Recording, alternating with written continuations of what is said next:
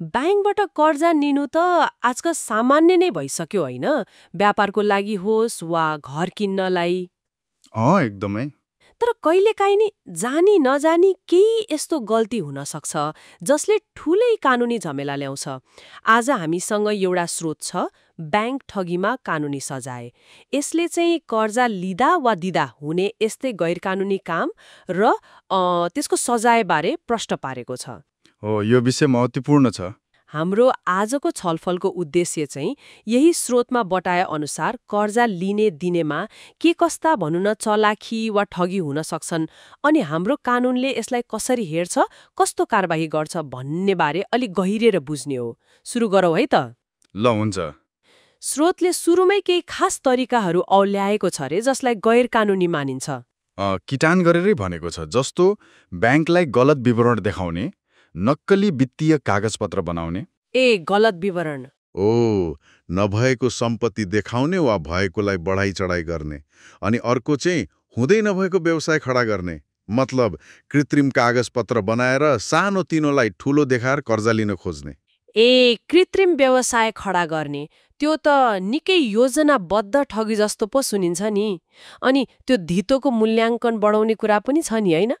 छ, त्यो पनि एकदम प्रमुख तरिका हो। कस्तो भने नि, जग्गा वा अरू सम्पत्तिलाई वास्तविक मूल्यभन्दा धेरै बढी छ भनेर मूल्याङ्कन गराउने। मतलब वास्तविक मूल्यभन्दा बढी देखाउने। हो, ठ्याक्कै। अनि यसमा कर्जा लिने मात्र होइन नि, कहिलेकाहीँ त मूल्याङ्कनकर्ता वा ब्याङ्ककै कर्मचारीको पनि मिलेमुतो हुन सक्छ। त्यस्तै कुनै परियोजनाको लागि कर्जा लिँदा त्यसको वास्तविक लागत लुकाउने, नक्कली बिलहरू देखाएर लागत अस्वाभाविक रूपमा बढाउने, यो पनि गैरकानुनी हो। यहाँ सबैभन्दा चाखलाग्दो कुरा के लाग्यो भने स्रोतले यो कर्जा लिने मान्छेलाई मात्र होइन, प्रक्रियामा सामेल भएर यस्तो गलत काम गर्ने वा गर्न सघाउने ब्याङ्क वा वित्तीय संस्थाका कर्मचारीलाई पनि दोषी मान्ने सङ्केत गर्यो। हो त नि। यो त दुवै पक्षलाई जिम्मेवार बनाउने कुरा भयो, होइन त? एकदम सही। कानुनले यसलाई एकदमै गम्भीर रूपमा लिएको छ।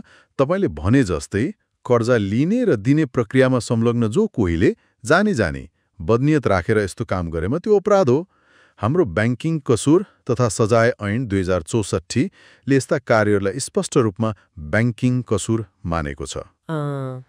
यो ऐन खास गरी ब्याङ्क तथा वित्तीय प्रणालीलाई मतलब अलि स्वस्थ, पारदर्शी र भरपर्दो बनाइराख्न ल्याइएको हो नि त। अनि यो ऐन अनुसार यदि कसैले यस्तो कसुर गरेको प्रमाणित भयो भने सजाय के कस्तो हुन्छ त? स्रोतमा के भनेको छ यसबारे? सजाय त निकै कडा छ। स्रोतले 3वटा मुख्य कुरा उल्लेख गरेको छ। पहिलो हो बिगो भराई। बिगो भराई? बिगो भनेको चाहिँ गैर कानुनी तरिकाले लिएको वा दिएको रकम, त्यो पुरै रकम दोषीबाट असुल उपर गरिन्छ, मतलब फिर्ता गराइन्छ।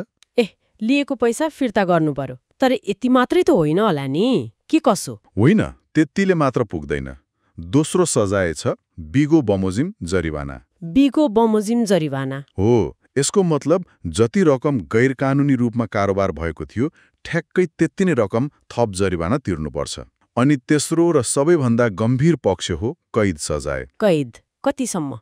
यस्तो कसुरमा 4 वर्षसम्म जेल सजाय हुन सक्छ। ओहो, बिगो फिर्ता, त्यति नै जरिवाना अनि 4 वर्षसम्म जेल। बापरे, यो त केवल पैसा तिरेर उम्किने विषय मात्रै रहेनछ, यसले त व्यक्तिको जीवन नै बर्बाद पार्ने भयो। बिल्कुल। कानुनले यसलाई केवल आर्थिक लेनदेनको गल्ती मात्र मानेको छैन, यो एक फौजदारी अपराध हो भन्ने स्पष्ट पारेको छ।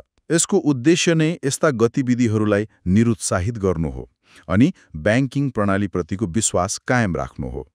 कर्जाको दुरुपयोगले त अर्थतन्त्रमै नराम्रो असर पार्छ नि। त्यसो भए यो स्रोतले दिन खोजेको मुख्य सन्देश चाहिँ के होला त?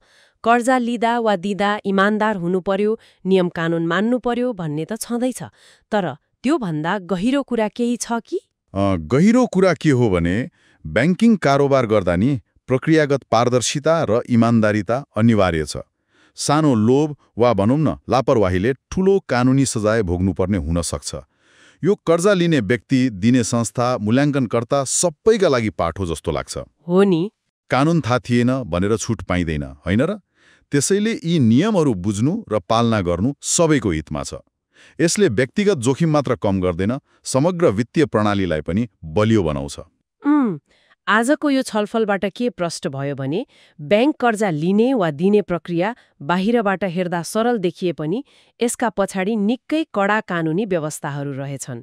झुट्टा विवरण दिने, नक्कली व्यवसाय देखाउने, धितो वा परियोजनाको लागत बढाउने जस्ता कामहरूलाई कानुनले गम्भीर अपराध मानेको छ।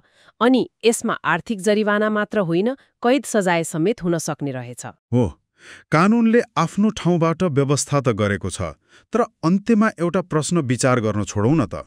हुन्छ। यस्ता कडा नियम र सजायका प्रावधान हुँदाहुँदै पनि कर्जा प्रवाहमा देखिने यस्ता खालका ठगी र अनियमिततालाई कम गर्न अझै प्रभावकारी बनाउन के गर्न सकिएला? मतलब लिने र दिने दुवै पक्षमा अझ बढी पारदर्शिता र जवाफदेहिता बढाउन कि कस्ता व्यावहारिक संयन्त्रहरू आवश्यक पर्लान्?